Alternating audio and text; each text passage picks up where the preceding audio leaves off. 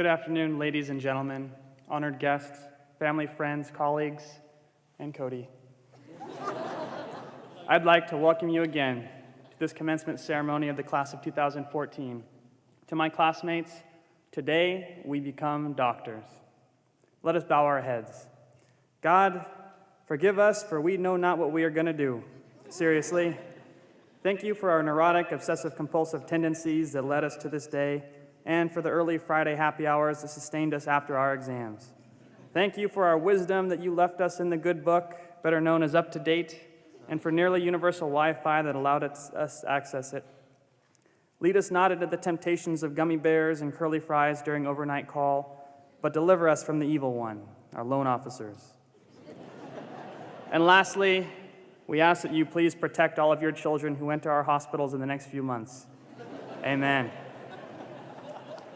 It is such a privilege to be here today, to have personally survived these past 4 years without the admissions committee realizing that they'd made a mistake, but an even greater privilege to share this stage with these very special people.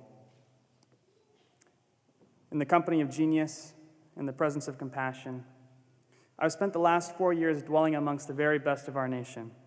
I feel so incredibly humbled and so fortunate to be counted amongst your ranks. But certainly none of us in this auditorium would be here today without some very special people. Some who are with us here today, some who could not make the journey, and others who've left this earth but are always with us in our hearts. Would you take with me just a moment to think about all those people who left their fingerprints on your life and shared in your success?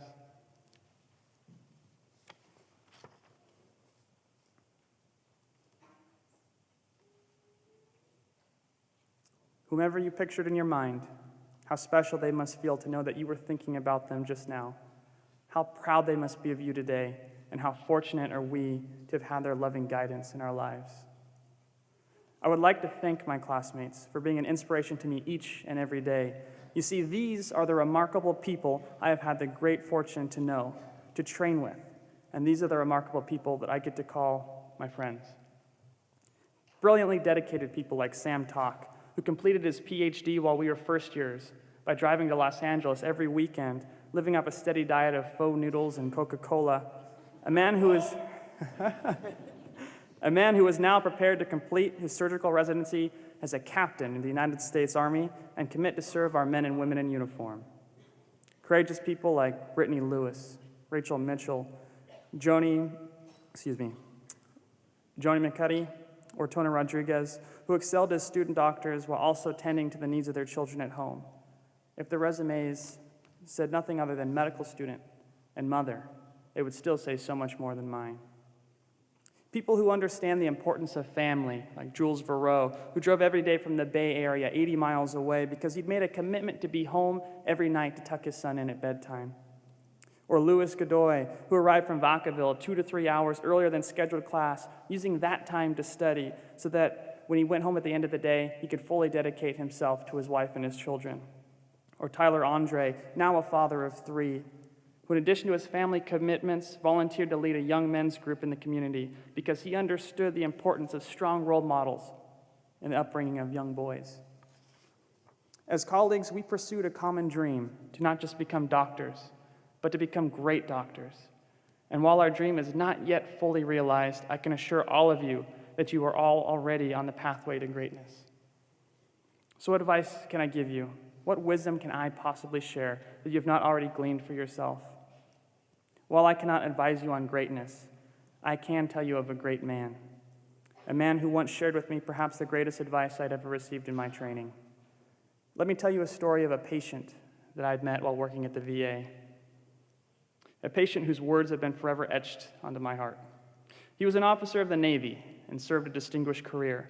He had many ailments, as old men often do, but he was admitted for intractable pain and difficulty breathing.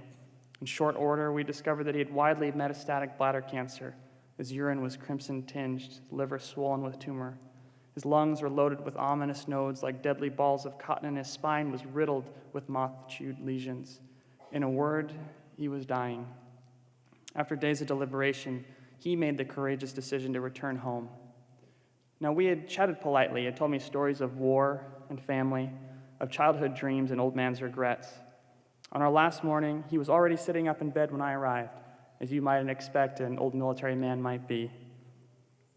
I asked him the requisite health questions, and we talked for some time, as we had gotten in the habit of doing, when he turned to me with his clouded blue eyes and said quietly, "Son, I know that I'm dying, but I'm not afraid to die.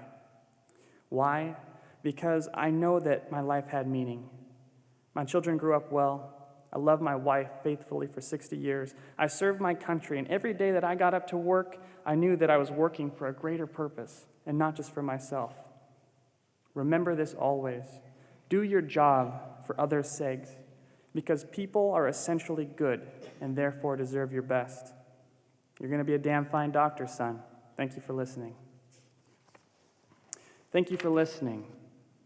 The most fundamental action of any relationship we enter is to humble ourselves, to quiet ourselves and submit our whole being, to be present with another human and allow their story to pour over us.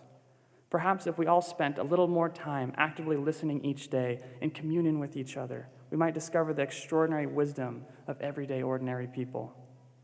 Ordinary people. Ordinary people who are essentially good. But who defines goodness? Surely it is not the physician who weighs the scales of justice. So then I suggest a different philosophy, an intentional choice that we must make each day, to treat all of our patients with an equal degree of compassion and understanding and dignity. I implore you to get up each day actively seeking to do the best work you are capable of simply because you are working for other people who have difficult lives and deadlines and bills to be paid only by prayer and miracle, but nonetheless people who deserve our best simply because they are human beings. That is a radical and a difficult philosophy, and assuredly such a life is not easy. But we did not become physicians for an easy life. We became physicians for a life of purpose. So now as we prepare to slip on our long white coats, to take up this mantle, to accept this charge to be the stewards of society, we cannot help but think about what precarious times we live in. With the passage of the Affordable Care Act, our profession is changing. So much has been made of this piece of legislation already that I will not now waste another breath debating its merits and faults, except to say, I am not afraid of what may come. I have no fear because I know the men and women who have raised their hands to take this oath, to serve the needs of the ill, to be the voice of the infirm. And as long as these doctors are keeping vigil over the wards and greeting patients in the clinic, I trust that our society is in good hands. When an elderly man is brought into the clinic by his scared wife because his memory is waning so fast, Dr. Olivia Campa will be there, embracing the wife with support and encouragement and ensuring that this gentleman receives all the appropriate care to fight his battle against Alzheimer's. When a nervous young couple brings in their brand new baby girl because she has hiccups, Dr. Melissa Harada will be there to reassure them that it's okay. Your baby is perfect and healthy. When a middle-aged father of 3 is diagnosed unexpectedly with advanced pancreatic cancer, when treatment has failed and when hope is lost, Dr. Alexei Korolov will place his arm around him, take his hand, guide him through the end of this life, leading him up to that door that leads to the next. When a young woman falls into a puddle of desperation and fear, utterly lost and hopeless, her mind twisted to believe that only by ending this life can she find peace, Dr. Leon Cushenberry will lift her chin, meet her eyes, and say, "No, my dear, you are special and strong, and you have a purpose, and together we're going to get through this." And they will. Ladies and gentlemen, these are the remarkable men and women of the class of 2014. My friends, now begins the next great adventure. You are our leaders and healers, our next generation and our hope. When you auscultate the heart, listen to the story that it tells. When you inspect the skin, do not ignore the scars, for in them lies the history of struggle. When you palpate the shoulders, do not ignore the burdens that they carry.